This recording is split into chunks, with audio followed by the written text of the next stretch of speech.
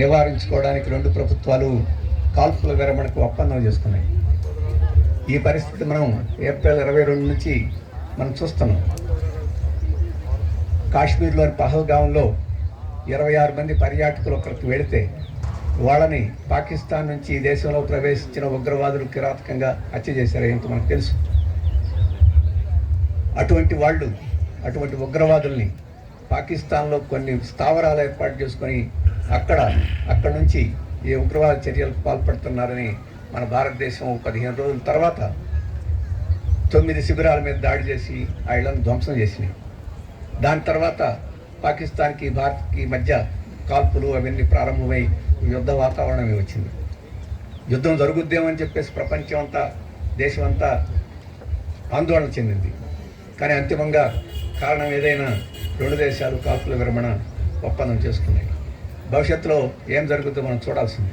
కానీ ఇక్కడ నేను చెప్పదలుచుకుంది, ఆ సందర్భంలో చాలామంది మీడియాలో, టీవీల్లో, పత్రికల్లో, సోషల్ మీడియాలో యుద్ధం చేయండి, పాకిస్తాన్ నాశనం చేయండి, సైన్యాన్ని పంపండి, ధ్వంసం చేయండి, అదే మార్గం, మన 26 మంది ప్రాణాలు బలి తీసుకున్న వారిని మొత్తం నాశనం చేయడమే మన మార్గం అని చెప్పేసి యుద్ధం కావాలని చెప్పేసి ప్రోత్సహించారు, రెచ్చగొట్టారు.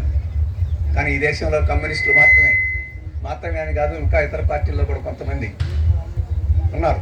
ఇప్పుడు ఇక్కడ నిలబడిన కాంగ్రెస్ పార్టీలో కూడా ముఖ్యమైన నాయకులు కూడా ఉన్నారు. అలాగే బీఆర్ఎస్ వారి ప్రకటనలు నేను చూసినట్లేదు.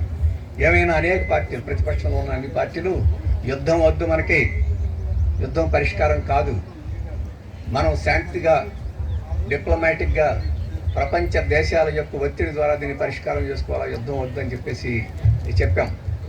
యుద్ధం వద్దు అని చెప్పినందుకు మమ్మల్ని దేశద్రోహులుగా, ఈ దేశానికి పనికిరాని వాళ్ళుగా ఆ రకంగా చిత్రీకరించేదానికి ప్రచారాలు చేసేదానికి ప్రయత్నం చేశారు. ఆఖరికి 2 రోజుల తర్వాత ఏం జరిగింది? మనకి యుద్ధం మంచిది కాదని చెప్పేసి ఒడంబడిక చేసుకోవాల్సిన పరిస్థితి వచ్చింది.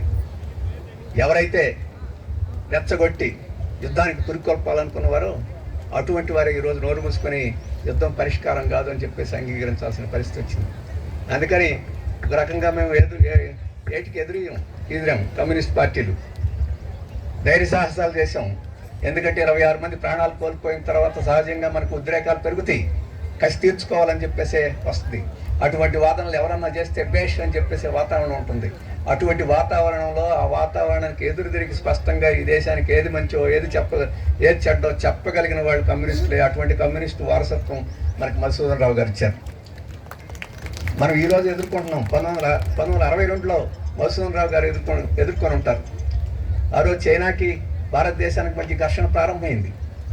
తప్పొప్పులు ఎవరైనా సరిహద్దు పరిష్కారానికి యుద్ధం కాదని చెప్పేసి కమ్యూనిస్టులు చెప్పాం. ఆ రోజు అందరినీ అరెస్ట్ చేసి జైల్లో పెట్టారు. ఈసారికి మమ్మల్ని జైల్లో పెట్టాలి, అదే తేడా. కానీ యుద్ధం పరిష్కారం కాదు. ఎప్పుడు మనం యుద్ధానికి ముందుకు పోకపోయినా అవతల వాడు దాడి చేసి యుద్ధానికి కాలు దూకితే అప్పుడు ఎదుర్కోవడం వేరే. నా మీద దాడి చేస్తే ఆత్మరక్షణ కోసం నేను ఎదుర్కొనే హక్కు నాకు ఉంది, అది ఎదుర్కోవాలి. కానీ మనమే ఉసిగొల్పి మనమే యుద్ధం చేయాలని చెప్పేసి వాతావరణం ఏ దేశానికి మంచిది కాదని చెప్పేసి కమ్యూనిస్టులు చెప్తూ వచ్చారు. ఈసారి చెప్పాం, అది రుజువైంది. దురదృష్టం ఏంటంటే ఈ దేశంలో పౌరులుగా ఉండి బాధ్యతాయుతంగా ఉండి మేమందరం చెప్పిన దానికి కేంద్ర ప్రభుత్వం కేంద్ర ప్రభుత్వం ఎవరి మాట ఉంది? అమెరికా మాట ఉంది. ఎక్కడో విదేశంలో ఉండి మన దేశాన్ని గుప్పెట్లో పెట్టుకోవాలని అమెరికా అధ్యక్షుడు మీరు సర్దుబాటు చేసుకోండి అని చెప్పేసి ఆయన చెప్తే ఆయన మాట ప్రకారం ఈరోజు విన్నట్టుగా పత్రికల్లో వచ్చింది. మనమందరం దేశం అంతా నోట్లో వస్తుందని చెప్పేసి ఈరోజు ప్రధానమంత్రి గారు అటువంటిది ఎవరో చెప్పలేదు. మేము చేసుకున్నాం, పాకిస్తాన్ వారు అడిగారు, మేము చేసుకున్నామని చెప్పారు. అది కూడా మంచిదే. కానీ అమెరికా